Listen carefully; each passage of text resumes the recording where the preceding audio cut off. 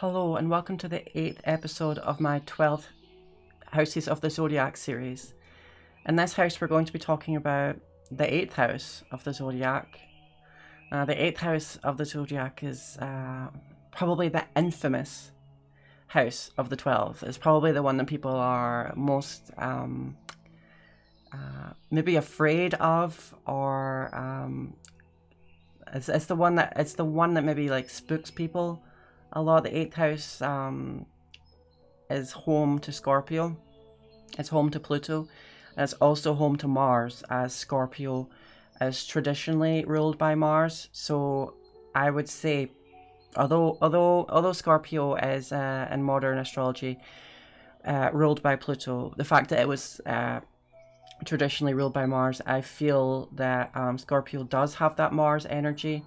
And the way that I interpret the 8th house is very much from a Mars and Pluto aspect.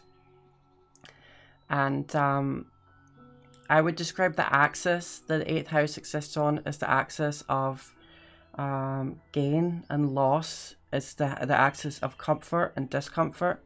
It's the axis of safety and danger. And it's the axis of tranquility and chaotic kind of events. The 8th house naturally falls on the not so comfortable side. That is the second house is the opposite of the 8th, and the second house is ruled by Taurus and home of Venus. And this house, second house represents personal accumulation, personal values, personal possessions, like gain, financial gain, material gain, comfort, familiarity, maybe luxury and safety. The 8th house is the opposite of that, and this represents other people's values, other people's possessions, coming into contact with that and maybe intertwining with that, or having to deal with other people's values, finances, housing.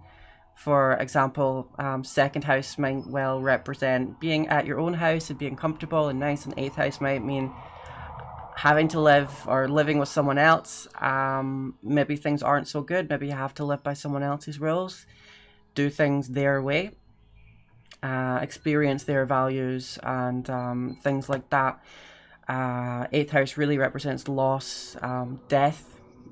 Death is a big one here. The 8th house represents death, and many people would say that the 8th house could actually point to like how you might die, or things that you may want to watch out for in terms of keeping yourself safe. For example, I have Aries in the 8th house, and Aries is very much like quick to do things, quick to act, quick to to be bold, to take action. So I might want to watch out for danger from maybe putting myself into dangerous, precarious situations by simply not thinking things through. So that's an example of how that might play out in your 8th house. So yeah, 8th house, loss, death, pain, karma. This is a very karmic house. Transformation, and is associated with sex, and it's also associated with the occult. And probably above everything, this is a house that is about secrecy. This is shrouded in mystery, and again, occult, things being there, that is the unknown. So the 8th house is really a dark house. It's I feel like it's with it, the imagery that comes to my mind when I think of the 8th house, it's almost like you could shine a torch, a flashlight on it, and it's so dark and mysterious that might not even light it up. You might not even be able to see what's going on there, even if you shine a spotlight into the 8th house, because the 8th house is so deep, dark, mysterious, and hidden, and strange. And it's maybe quite hard to really understand and create a coherent, simple definition of what it is in as few words as you could with other things. For example, I think it would take a lot more words to describe the 8th house than the 7th house, as I've just did, which is the house of partnership. 8th house, it's a lot. It's a house of a lot of things. Tend to be dangerous, tend to be bad, tend to be bad, tend to be difficult.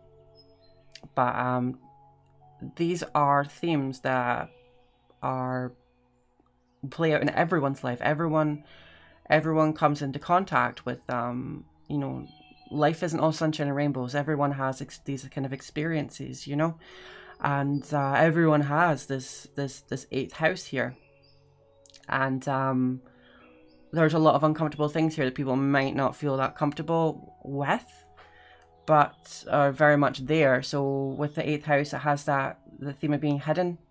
Perhaps a lot of that hiddenness is the fact that people don't necessarily want to see it.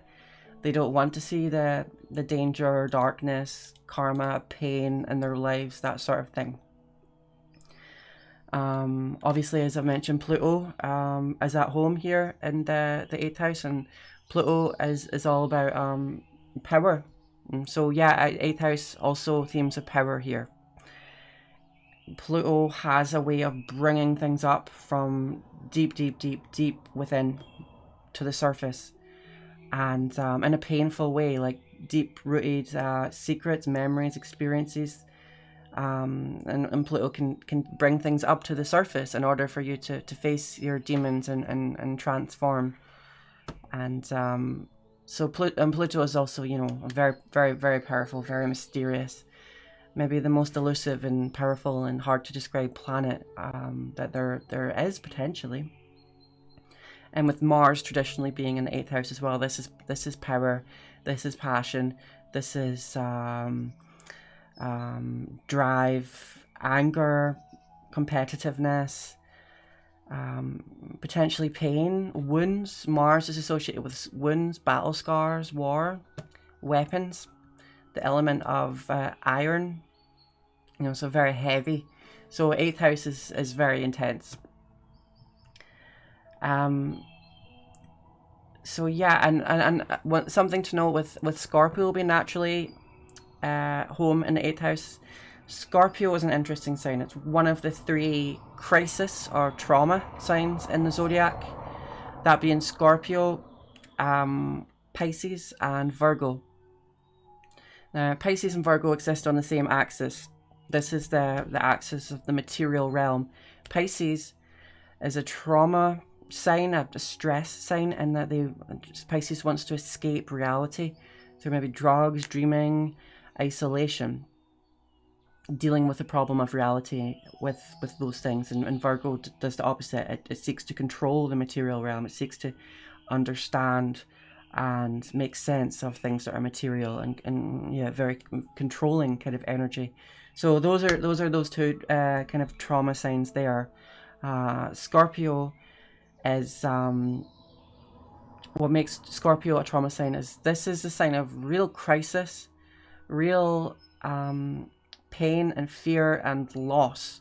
Scorpio, from a really symbolic point of view, is, imagine Scorpio as a person. This is someone that this is someone who's powerful, but doesn't have their own power, doesn't have their own way of bringing in money, their own assets, their own brick and mortar, their own bank account, their own solid feet on their own 2 ground, their own authority here. This is someone who doesn't have these things. This is an energy where you don't have these things.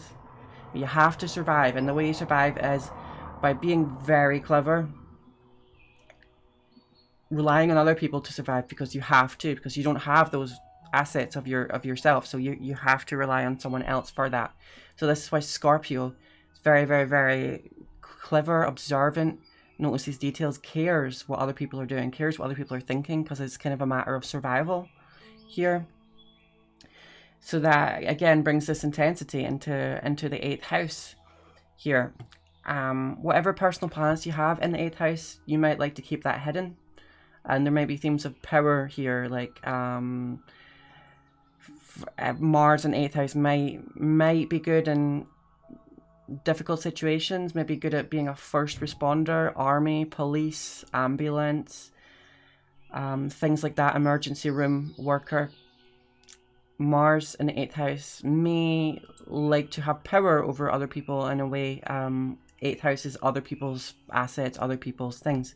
Having Mars here is almost seeking to attack or control that sort of thing. Also, there could be battles here with shared finances, shared living, maybe in marriage, partnership like that. When it comes to that real enmeshment, And this is what follows on from the 7th house, with partnerships and coming together. You move into this 8th house where you become really enmeshed. And if you have Mars here, there might be difficulty with that, for example.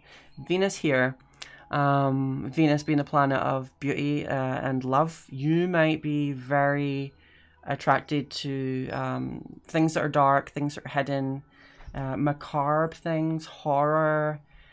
Yeah, very, very dark. Enjoy reading or seeing or experiencing maybe darker aspects of society. You might have a certain secrecy or hiddenness. There's probably a better word to describe that. With themes of love, for example. And depending on your sign ruler, look at whatever planet rules that sign. And that is the planet that you could associate with your personal 8th house. For example, if you got Gemini ruling your 8th house, that's Gemini, Mercury energy in your 8th house. Mercury, very fast, communicative, intelligent. You may enjoy to communicate about darker aspects of life. Perhaps maybe you'd be a good counselor, psychologist, something like that.